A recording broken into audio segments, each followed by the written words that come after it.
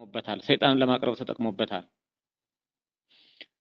ሊቁ ሳዊሮስ ዘእስሙናይን ክርስቶስ ሰይጣንን ወደርሱ ያቀረበበትን መንገድ ሰይጣን ደግሞ በተራው ሰዎችን ወደ ራሱ ያቀረበበት እንደሆነ ሲናገር ወበእሉ ምግባራት እንተባቲ ኮነ ሰይጣን ያአውር ልቦሙ ለኩሎሙ ዘይትቃረኑ ወለ ክርስቶስ ልባቸውን እውር የሚያደርግባቸው በእነዚህም ስራዎች ክርስቶስን የሚቃወሙትን ሁሉ ደካማ አድርገውም በርሱ የሚጠራጠሩበትን ወየናፍቁ ቦቱ ወይሬስዩ ወድኩመ ያአወሩም በዘታወረ ቦቱ እርሱ በታወረበት እነርሱንም ያሳውራቸዋል ይላል ሳዊሮስ ዘእስሙናይን ድርሳን 2 ላይ ማለት ነው። ልባቸውን እውር የሚያደርግባቸው በእነዚህም ስራዎች ክርስቶስን የሚቃወሙትን ሁሉ ደካማ አድርገውም በእርሱ የሚጠራጠሩበትን እርሱ በታወረበት እርሱ ማን ነው? ሰይጣን ማለት ነው። እርሱ በታወረበት እነርሱንም ያሳውራቸዋል። እርሱ ሩቅ ብእሲ ነው ብሎ መቅረቡ አለማወቁ ስለነበር እርሱ በዚህ ቃል ድል ተነስቶበታል፣ በዚህ ቃል ተታሏል፣ በዚህ ቃል ታውሮበታል ማለት ነው። እርሱ በታወረበት ደግሞ የእርሱ የግብር ልጆች የሆኑትን መናፍቃንን ያሳውራቸዋል ማለት ነው። ገጸ ንባቡን ብቻ አይተው ቀጥተኛውንና ትክክለኛውን ምስጢር ባለመረዳት እንዲስቱ ያደርጋቸዋል ብሎ ተናግሯል ሊቁ ቅዱስ ሳዊሮስ።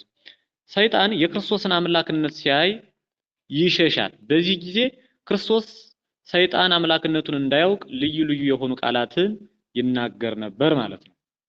ሰይጣን የክርስቶስን አምላክነት ሲያይ ይሸሻል። ምክንያቱም አምላክ ከሆነ ይዞ አስጨንቆ ድል እንደሚያደርገው ስለሚያውቅ ሊቀርብም አይችልም። ስለዚህ ክርስቶስ ሰይጣንን ለማቅረብ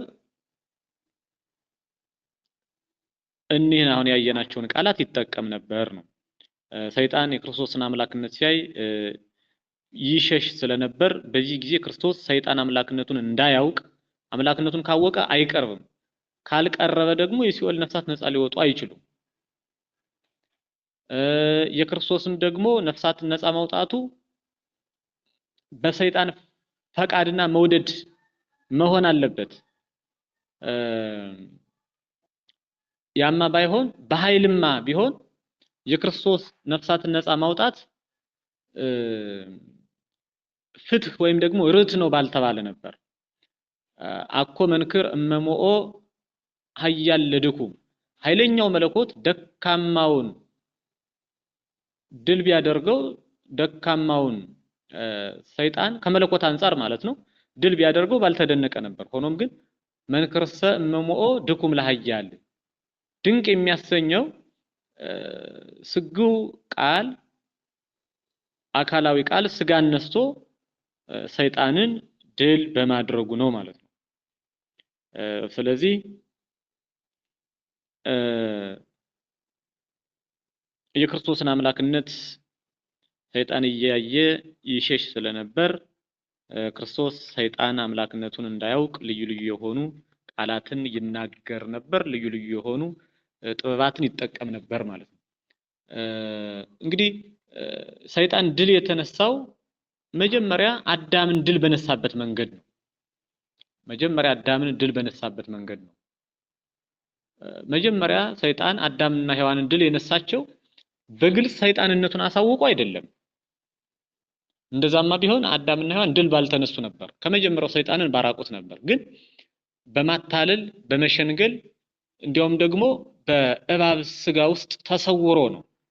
በእባብ አንደበት አድሮ እየተናገረ ነው አዳምና ሔዋንን ድል የነሳቸው ሞትን ያመጣባቸው ማለት ነው። በዚያ ራሱ ሰይጣን በመጣበት ጥበብ ክርስቶስን በኋለኛው ዘመን ራሱን በሰው ስጋ ሰውሮ ራሱን ስጋ አድርጎ ሰው ሆኖ ሰይጣን በማያውቅበት መንገድ ሰይጣንን ድል ነስቶታል ማለት ነው።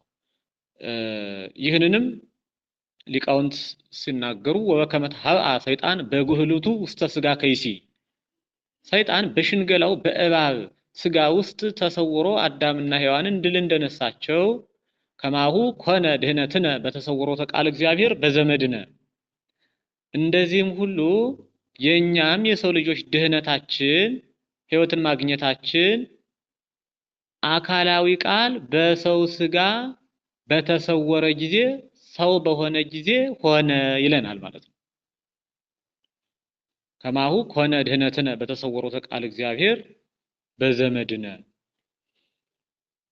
አዎ ሰውነት ለኛ ዘመዳችን ነው። ምክንያቱም የአዳም ስጋ የኛም ስጋ ስለሆነ የአዳም ባህሪ የኛም ባህሪ ስለሆነ ማለት ነው።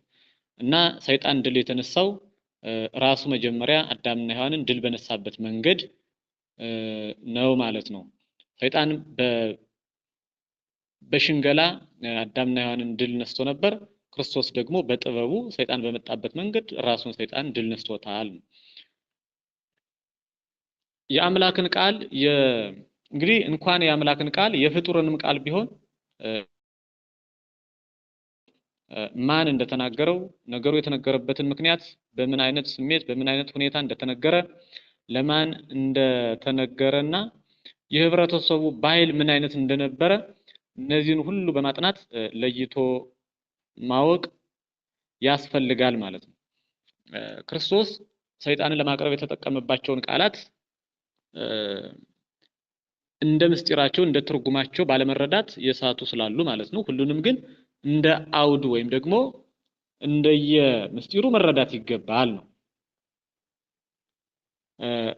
ለምሳሌ አንተ አትመጣም የሚል ቃል ብንጠቀም ሁለት አይነት ትርጉም ይኖረዋል። አንተ አትመጣም ብዬ ጥያቄ ባደርገው ና ያልሁት ነው ማለት ነው። የሚመጣውን አካል ከርቀት ያለውን አካል ና የሚል መልእክት እያስተላለፍኩለት ነው ማለት ነው። አንተ አትመጣም ብዬ ደግሞ በማሰሪያ ከደመደምሁት አትመጣም በቃ ከዛ ሁን ማለት ነው። መምጣት የለብህም አትምጣ የሚል መልእክት ያስተላልፋል። ስለዚህ ናም አትምጣም የሚል መልእክት በአንድ ቃል ልናስተላልፍ እንችላለን። ሆኖም የተነገረበትን የንግግር ስልት የንግግር ሁኔታ ማስተዋል በሚገባ ቃሉ እንድንረዳ ያግዘናል ማለት ነው። ክርስቶስም እኒህን ቃላት የተጠቀማቸው ከምን አንፃር እንደሆነ ምስጢሩን በሚገባ በመረዳት ለአቅርቦተ ሰይጣን መሆኑን ቅዱስ ቤተክርስቲያን ታስተምረናለች። ቅዱሳት መጻሕፍት ይነግሩናል።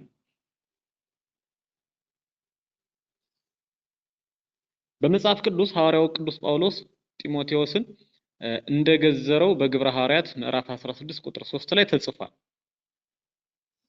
መጽሐፋዊ ምሳሌን ብንወስድ ማለት ነው። እንግዲህ ገዘረው የሚለውን ቃል ብቻ ይዘን ቅዱስ ጳውሎስ ወንጌል ያለ ግዝረት ወንጌል ያለ ኦሪት ጥምቀት ያለ ግዝረት አይሆንም ብሎ አስተምሯል ማለት ደግሞ አይገባም ማለት ነው። ልክ እንደ ቢጽ ሐሳውያን የሚባሉ በሐዋርያት ዘመን የነበሩ ኦሪትንም ወንጌልንም አብረን እንይዛለን የሚሉ ግዝረትንም ጥምቀትንም አብረን እንይዛለን የሚሉ ነበሩና